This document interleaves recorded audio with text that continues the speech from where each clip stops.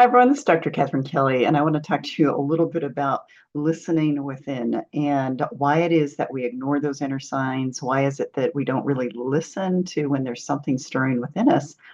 And, it's about bringing that wisdom to modern life. And it's about basically realizing we have a lot of wisdom within us, but that we often ignore it. So, I'm going to share a story about something that happened to me right before I moved here to North Carolina.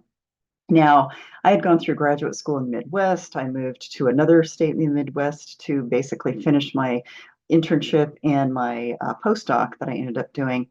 And in the midst of doing that postdoc, I realized I was not going to get my licensure hours. There were some new rules that came down in the hospital that I wasn't going to get my licensure hours. So there kind of wasn't a point in me doing the finishing out the postdoc, except that they were working really hard to make it work for me. And so that was very actually nice and wonderful, except one of the main reasons to do a postdoc is to get your licensure hours. So my gut was saying I needed to move on. I needed to figure this out. So I started applying for jobs, and I applied for two jobs. Both of them were for Director of Behavioral Science and Family Medicine jobs, which is exactly what I had been looking for, what I was trying to do. Both of them were in North Carolina. One was at Wake Forest University, the other one was at Duke, and applied at the same time. I got responses, well, a response back from Wake Forest actually fairly quickly. And it was actually moving further away from home, moving further away from where I thought I was supposed to be. I grew up in Colorado. I thought I was supposed to migrate back, but it was very interesting. It was not coming out that way. And so I came out here. I interviewed with the first interview. I could tell I was probably going to get the job. I could just see with how they were interacting with me. And, of course, they bring you back for a second interview so that they can really formalize things. And it was one of those things where it was just sort of a formality that they brought me back out because with how they were talking about me and talking to me, I could see that they were actually already expecting, wow, okay, we're going to make this offer to this person, which was fantastic because at age 30, this is one of those jobs that's very, very hard to get. Now, at the time, there were about 425 of these jobs available, maybe even a little bit less than that. Now there are about 850 jobs available. That was 24 years ago.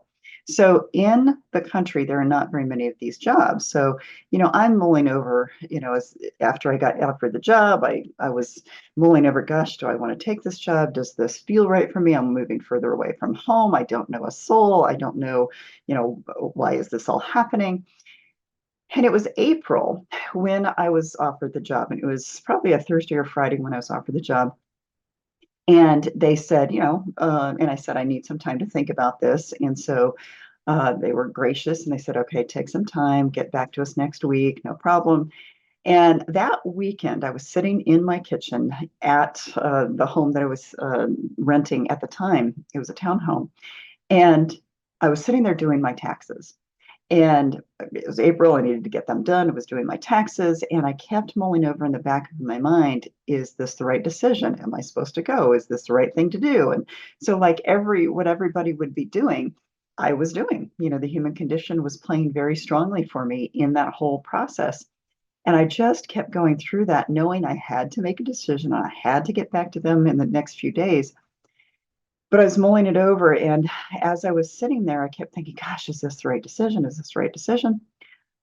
And then all of a sudden, out of the blue, this big booming voice comes and says, you're not making the wrong decision. You have to go. And I literally dropped my pencil and sat there going, okay, that's never happened that in that way before. I'd had signs from spirit before. I just never had that really strong kind of, okay, boom, this is a voice that's telling me I have to go. And so I sat there for a moment, pencil dropped, looking at my taxes, going, okay, wow, that's never happened before. I think my gut is telling me I have to go because I was leaning toward that, but I was mulling it over in my head over and over until that voice happened. So that is how I got to North Carolina. I was mulling it over through the human condition. I wasn't listening to my gut at the time because my gut said, wow, this is a great opportunity. This is everything you've been working for. And yet my head was going back and forth with, well, wait a minute, this is further away. But this was 1,700 miles away from what I considered home at the time. I don't know a soul. I don't, it was my head that was getting in the way until spirit intervened and said, no, you have to go. So I called the chair of the department the next week and said, I accept the position. We negotiated a little bit. We got all the details worked out. And lo and behold, that was April. And by July 12th or 13th, I was sitting in North Carolina in a rental home here. So it was one of those interesting things where that was one of the first ways that I realized, okay, I was going back and forth. I was trying to make this decision. I was not stopping to listen to my own gut, my own soul voice. That was typical. Many people do that, but we drive ourselves batty doing that. If I want to rewind the tape and go all the way back to when I was 25, when I got married, it was one of those things where my gut was saying, something's not right here. Something's not right here. But again, like many people, I was too far into the situation. And I thought, okay, this is cold feet. Everybody I talked to about it said, oh, yeah, this is cold feet. This happens to everybody. But my gut was telling me something was not right. And again, I'd never been engaged before. I'd never been married before. So I didn't know anything better. And I also wasn't as in tune with my soul at that point. So there is this photo of me right before I walked down the aisle that a neighbor snapped of me. She was a photographer. And I had this god awful look on my face. And I still have that photo because I use that as a reminder of what not to do when your gut is telling you something is seriously amiss, something is off, something is telling you not to do something. And yet you don't know why, or you don't follow through because you don't really have the information for why you shouldn't do something. And at the time, I didn't. I really didn't. I had a few little inklings of why it was a bad idea, but not anything that really would have stopped a marriage. However, on the honeymoon, I found out very quickly with his behavior because it literally switched. There were some things he said to me that he had never said anything like it before. And I'm standing there, I should say, in the Caribbean going, oh my God, what have I done? Those two incidences are starkly different. One was really a bad situation as far as the marriage. The other one was a situation as far as the job that it felt like something really good, but I didn't know how to trust it because my brain was telling me that, wow, there's all of these things that aren't logical. Why are you moving further away from home? Why is it that you would go through this?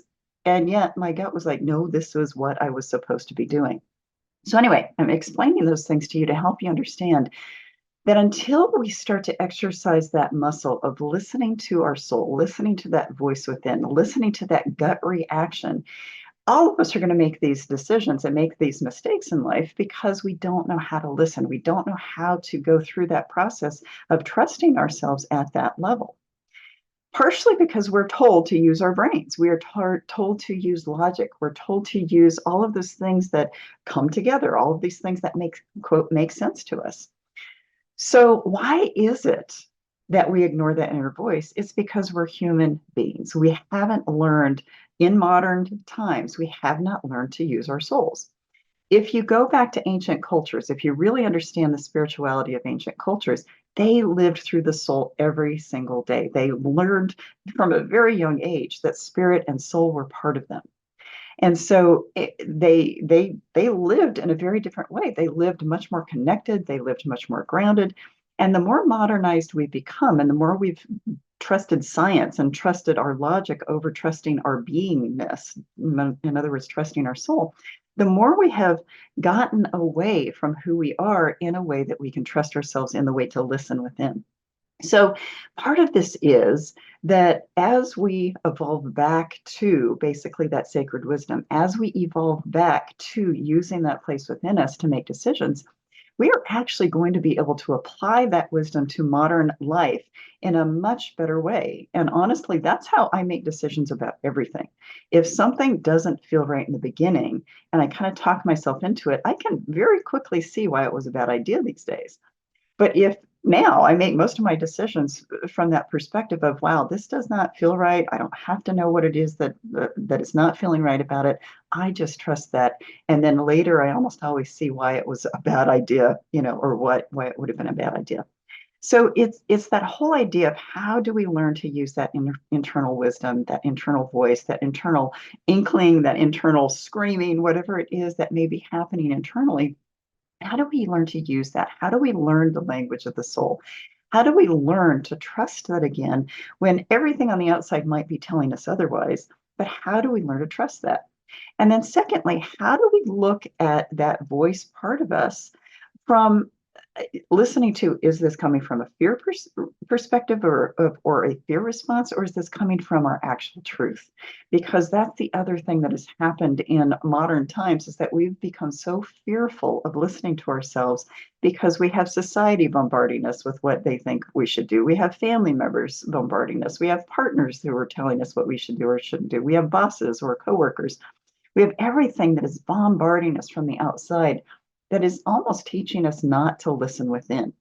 We've got to turn that around. We have to turn that around to get back to using our soul to make those decisions, to get back to using our soul instead of our head or our logic or how we're trying to oppress people or whatever it might be. We have to turn it around again so that we can get back to that soulful living. That is where alignment comes from. That is where radiance comes from. That's where our health comes from, is when we can listen to ourselves, trust ourselves, and move forward in that very knowing way. So that is why I talk a lot about the soul, is we have to get back in touch with ourselves.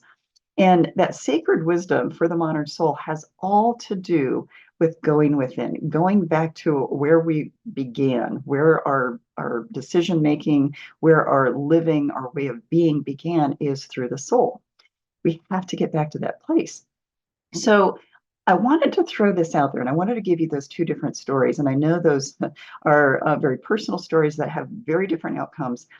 I want to go back and tell you a little bit about the marriage. So, like I said, on the honeymoon, I learned very quickly, wow, this person is not the person I thought he was. That was what my gut was trying to tell me. Something is amiss. So, listen to that. And for 2 years, I watched everything unfold that my gut was trying to tell me. And I actually credit that marriage to me learning a whole lot about myself, learning how to listen to that ancient wisdom, learning to listen to that internal voice within me. And so I actually divorced him 2 years later, almost to the day, 2 years later. So that is a situation when your gut tells you something's not right here and you do it anyway. That's a bad outcome. Now, going back to the job, I took the job. For the first year, it was fantastic. It was one of those things where, again, a dream come true. It was an adventure. It was wonderful. It was just, I learned a lot. And then things started to unravel with that too. So again, I was questioning, why in the world? Why am I here? Why did that big voice come out of nowhere to get me to come here, to get me to agree if everything was unraveling? And when I say everything was unraveling, it's kind of like the honeymoon period of anything. The honeymoon of the job was that first year. And then I started to see the problems within the system. I saw how disrespected I was within that department. I was the only psychologist amongst 65 medical providers. And so it was one of those things where, you are the one person out, but you start to realize, wow, okay, I don't fit here. So how does this filter into that gut reaction of coming here? It took me about 4.5 years to decide, okay, I can't stay in this job anymore. This isn't me. This isn't basically me not being able to fit in or me not fitting into this environment. What it was the box was too small for who I really was. It was basically, in truth, I didn't fit. But the fact was the box was too small. I had to look at health. I had to look at well-being. I had to look at whole person health from a much bigger box than what the medical field in that particular environment was going to be able to set the example for me. And so it was one of those things where, again, it took me about 4.5 years to leave the job. I went into private practice. Basically, my practice was full within 5 weeks. I've never looked back. Everything started falling into place. I opened my holistic health center. That happened very quickly. I mean, it was just one thing after another. I closed the holistic health center too. But at the same time, I can see now where my gut was leading me all along after that to gain the wisdom I needed in order to bring me to where I am today. And so it's one of those things where your soul may lead you into a place where it looks like, oh my gosh, why in the heck did I listen to that? But now I can look back and see exactly why I had to have those experiences to take me where I am today. meeting the people that I've met, meeting the colleagues that I've met, having the experiences I've met. I would have never had any of that had I not listened to that huge voice that came to me in Columbia, Missouri, in my little kitchen when I was doing my taxes. Had I not listened to that, I wouldn't be where I am today. And so that's why I try to teach people to listen to that soul, listen to that voice within, listen to that inner self, because it will lead you down the path that you're supposed to go, even if some of the experiences are very challenging, because inevitably you will be able to look back and go, oh, that's what that was about. So this is how we use the human condition to integrate with the soul and vice versa. This is how we use that ancient wisdom. That's how we use that internal wisdom to guide us and take us where we're supposed to be along our evolutionary path. But until we get that idea that, wow, I need to learn to listen to that, we probably are not going to go down the path that we're supposed to. So this is where, again, I just talk about the soul all the time because we are missing out. Our modern society is missing out because we are not taught to listen to the inner self. We're not even using the word soul. We're not even experiencing the world from the inside out. We're really experiencing primarily from the outside in. And that has got to change. I mean, look at the state of our world right now. We're not in a great place because there's so much going on that people are not healing the internal self. And they're also certainly not living by their internal self. They're living by how people are expecting them to live, not so much how they need to live for themselves. So anyway, so there is the modern wisdom for the ancient soul. This is how you start to listen and trust those messages. That's how it takes you down that path. Getting past the fear of it is probably 80% of it. But that is where radiant living comes from. That's where soul health comes from, is when you really start to understand that living with those messages, listening to those messages, believing and trusting those messages from within is really what is going to pave the way to your own radiant life. So I hope this was helpful. I share personal stories like that because I know that people resonate with them. And, I can't tell you how many people I work with that almost daily say, yeah, I ignored what my gut was telling me, or wow, I should have followed that and I didn't. And so it's just reminding you to use that internal wisdom to take you further. So hope you have a wonderful day. Again, weave that soul back into your life, invite it in, trust it, talk to it, become friends with it. It is going to take you where you need to go on your evolutionary path. Thanks for listening. Hope you have a wonderful day. Love and light to all of you. Bye-bye.